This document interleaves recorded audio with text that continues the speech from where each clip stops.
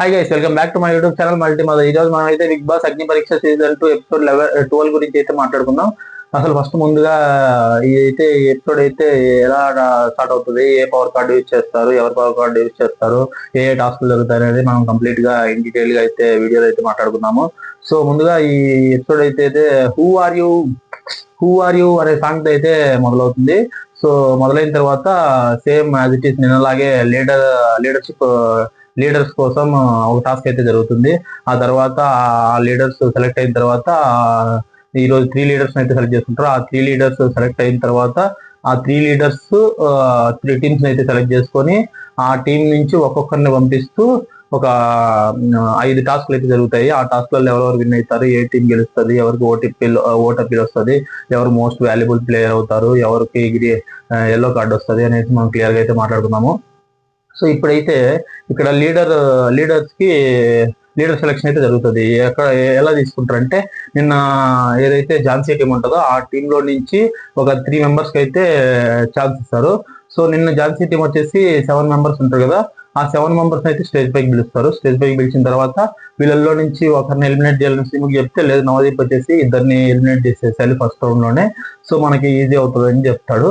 So అప్పుడు వాళ్ళనే voting లాగా పెడితే ఎవరెవరిని ఎలిమినేట్ చేయాలని చెప్తే, సో మనకి అపూర్వని అలాగే గాయత్రిని చేసేస్తారు. గాయత్రి ఇక్కడ సెలెక్ట్ చేసినప్పుడు గాయత్రికి ప్రియాకి సేమ్ ఓటింగ్ వస్తుంది. సో మళ్ళీ రీ ఓటింగ్ పెట్టినప్పుడు గాయత్రి అయితే ఎలిమినేట్ అయిపోతుంది. సో గాయత్రి అపూర్వ లీడర్షిప్ కంటెంటర్ నుంచి ఎలిమినేట్ అయిపోతారు. సో ఎలిమినేట్ అయిన తర్వాత ఈ 5 మందికి ఎవరైతే ఉంటారో వాళ్ళ 5 మందికి ఒక బ్యాగ్స్ అయితే ఇస్తారు. బ్యాగ్స్ ఇచ్చి దాంట్లో ఒక డిఫరెంట్ కాస్ట్యూమ్ అయితే ఉంటుంది. ఆ కాస్ట్యూమ్ అయితే వేసుకొని వీళ్ళు ఒక ఎంట్రీ అయితే వేయాలి, ఒక ర్యాంప్ వాక్ అలాగా ఎంట్రీ అయితే వేయాలి.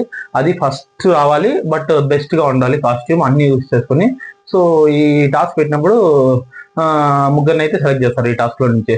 సో ఈ టాస్క్ వచ్చేసి ఎవరెవరు పార్టిసిపేట్ చేస్తారంటే మిథిలేష్ చేస్తాడు, దీపక్ చేస్తాడు, అలాగే ఝాన్సీ చేస్తుంది, అలాగే ప్రియా చేస్తుంది. అలాగే మనకు వీళ్ళు చేసినప్పుడు ఇది ఏమైతుందంటే ఇక్కడ ఎవరైతే బెస్ట్ బయటకు వస్తారో అని చెప్తారు కదా, అప్పుడైతే ఫస్ట్ వచ్చేసి మనకి హేమంత్ ఉంటాడు. ఫస్ట్ ఇట్లా ఓవర్గా అందరూ వచ్చినప్పుడు ఆ కాస్ట్యూమ్ వేసుకొని, సో వీళ్ళలో ద బెస్ట్ 3 సెలెక్ట్ చేయాలి కాబట్టి హేమంత్, అలాగే ఝాన్సీ, అలాగే మనకు ప్రియా అయితే సెలెక్ట్ అవుతారు. మిథిలేష్ అండ్ దీపక్ అయితే ఈ టాస్క్ లో నుంచి ఎలిమినేట్ అయిపోతారు. సో అప్పుడు వీళ్ళు ముగ్గురు లీడర్స్ అవుతారు. వీళ్ళు ముగ్గురు లీడర్స్ అయిన తర్వాత వీళ్ళైతే ఈ కంటెస్టెంట్స్ ని 5 మందిని సెలెక్ట్ చేసుకోవాలి. ఫస్ట్ వచ్చేసి ఝాన్సీకి సెలెక్ట్ చేసుకునే ఛాన్స్ ఇచ్చినప్పుడు ఝాన్సీ చేసుకుంటది. తర్వాత ఏం చేస్తుందంటే హేమంత్ టాస్క్ లోకి ఎవరు వెళ్ళాలంటే ఆల్మోస్ట్ అందరూ వెళ్ళిపోతారు. సో ప్రియా టాస్క్ లోకి వెళ్ళడానికి ఎవరికైతే ఇంట్రెస్ట్ ఉండదు. సో ఇంట్రెస్ట్ ఉన్నప్పటికీ ఏం చేస్తారంటే అందరికి 5-5 ఈక్వల్ గా షేర్ చేయాలి కాబట్టి అప్పుడు వచ్చేసి మళ్ళీ అందరూ వెళ్ళిపోండి ఈ టీంలోకి, ఎవరైతే నీకు వద్ద హేమంత్ వచ్చేసి వాళ్ళ టీంలో నుంచి ఎలిమినేట్ చేయమని చెప్పినప్పుడు హేమంత్ అయితే పంపించేస్తాడు కొంతమందిని, అపూర్వని, గాయత్రిని, ఇట్లానే వీళ్ళందరూ మళ్ళీ ఫైనల్ గా ప్రియా టీంలోకి ఎవరైతే పోకూడదు అనుకుంటారో వాళ్ళందరూ మళ్ళీ ప్రియా టీంలోనే ఆడాల్సి వస్తుంది. సో అక్కడ వచ్చేసి జోసి చెప్తాడు, ఇదంతా దరిద్రం అంటే దరిద్రమైన టీం మళ్ళీ దరిద్రానికే వెళ్తారని చెప్పేసి వాళ్ళు చెప్తారు. నేనైతే ఏం చేస్తారంటే ఈ మెంటల్ ఎబిలిటీ టాస్క్లు ఎలాంటి టాస్క్లు పెడతారు తెలియదు కాబట్టి వీళ్ళైతే ఖచ్చితంగా విన్ అవుతారని నేను అనుకున్నాను పర్సనల్ గా. వీళ్ళు విన్ అయ్యి వీళ్ళు ప్రూవ్ చేసుకుంటే వీళ్ళ టీం నిజంగా హ్యాట్స్ ఆఫ్ చెప్పాలి. కానీ వీళ్ళైతే అక్కడ 30 పాయింట్స్ అయితే ఓడిపోతారు.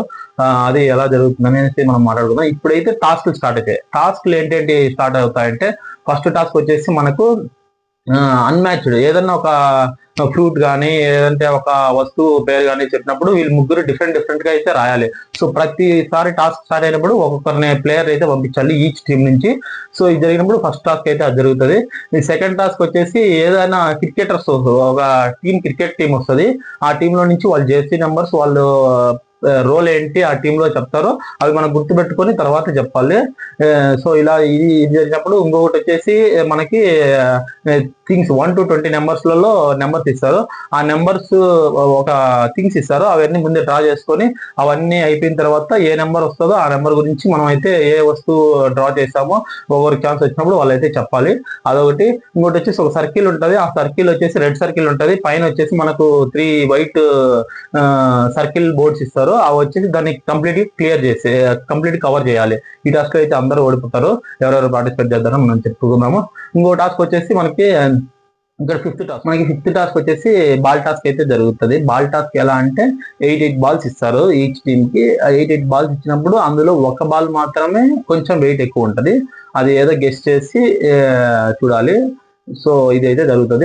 ఫస్ట్ టాస్ పెట్టినప్పుడు మనకి అన్మ్యాచ్డ్ నెంబర్స్ లో అపూర్వ అయితే బాగా ఆడుతుంది. అపూర్వ అండ్ మిథిలేష్ కూడా బాగా ఆడతాడు. ఇద్దరు టై అయితే అవుతారు.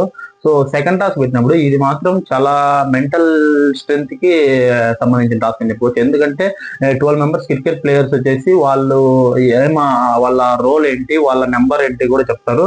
సో అవి వచ్చేసి మనం గుర్తు పెట్టుకొని తర్వాత ఏది అంటే జ్యూరీస్ ఏది చెప్తే అదే నెంబర్ చెప్పిన వాళ్ళు వాళ్ళ రోల్ చెప్పాలి, లేదా నేను చెప్పాలి. ఇలా పెట్టినప్పుడు దీపక్, రామకృష్ణ, మనకు రోహిత్ అయితే ఆడతారు.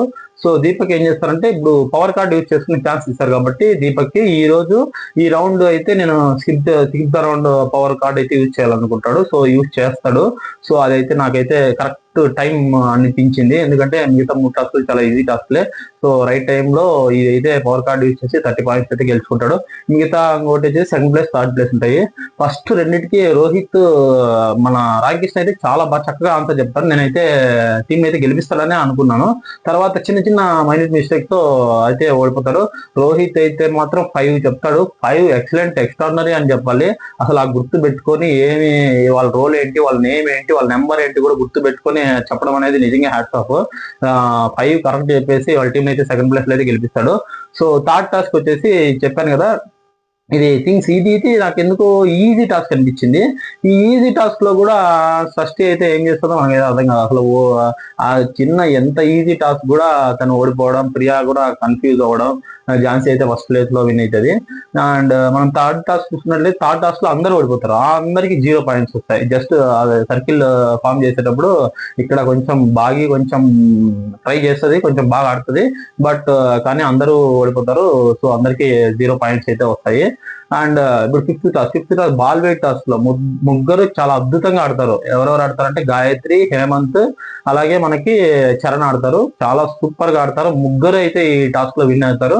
సో అందరికి డ్రా అయ్యి అండ్ లాస్ట్ మనకి స్కోర్ చూసుకున్నట్లయితే ఝాన్సీ టీం అయితే విన్ అవుతుంది. సో ఝాన్సీ టీం కి మళ్ళీ ఓట్ అపీల్ చేసే ఛాన్స్ అయితే వస్తుంది. సో ఈ రోజు ఝాన్సీనే తీసుకుంటది vote appeal. So vote appeal చేస్తుంది. అలాగే మనము ఇలా టాస్క్లన్నీ ఇలా ముగిసిన తర్వాత సో ఇప్పుడు మనం మోస్ట్ వాల్యుబుల్ ప్లేయర్ ని కన్సిడర్ చేస్తే, మోస్ట్ వాల్యుబుల్ ప్లేయర్ చాలా హార్డ్ టాస్క్ లో చాలా బెస్ట్ గా చెప్తారని చెప్పేసి బెస్ట్ గా చెప్తాడు. అసలు రోహిత్ 5కి 5 కరెక్ట్ చెప్తాడు. అసలు ఏమన్నా మెంటల్ ఎబిలిటీస్ ఎంత, అసలు అన్ని గుర్తుపెట్టుకుని వాళ్ళ రోల్ ఏంటి, వాళ్ళ నెంబర్ ఏంటి, వాళ్ళ నేమ్ ఏంటి అనేసి చెప్పడం వల్ల మోస్ట్ వాల్యుబుల్ ప్లేయర్ అయితే ఇస్తారు. సో రోహిత్ కూడా ఓట్ అపీల్ చేసుకునే ఛాన్స్ వస్తుంది. నేను చెప్పినాను కదా ఇంతకు ముందు థర్డ్ టాస్క్ చాలా ఈజీ టాస్క్. ఆ ఈజీ టాస్క్ లో కూడా ఓడిపోవడం వల్ల సో నాకైతే షష్ఠికి ఎల్లో కార్డ్ వస్తుందని నేను ఎక్స్పెక్ట్ చేశాను. సో కరెక్ట్ గానే షష్ఠికి అయితే ఎల్లో కార్డు గానే వస్తుంది. సో మనం ఇక్కడ చూసుకున్నట్లయితే ఎవరైతే ఓటింగ్ లో లిస్ట్ లో లోలో ఉన్నారో వాళ్ళు గాయత్రి ఒకటి పర్ఫార్మ్ బాగా చేస్తుంది. ఈ రోజు మాత్రం కొంచెం విన్ అవుతుంది. అపూర్వ కూడా పర్లేదు.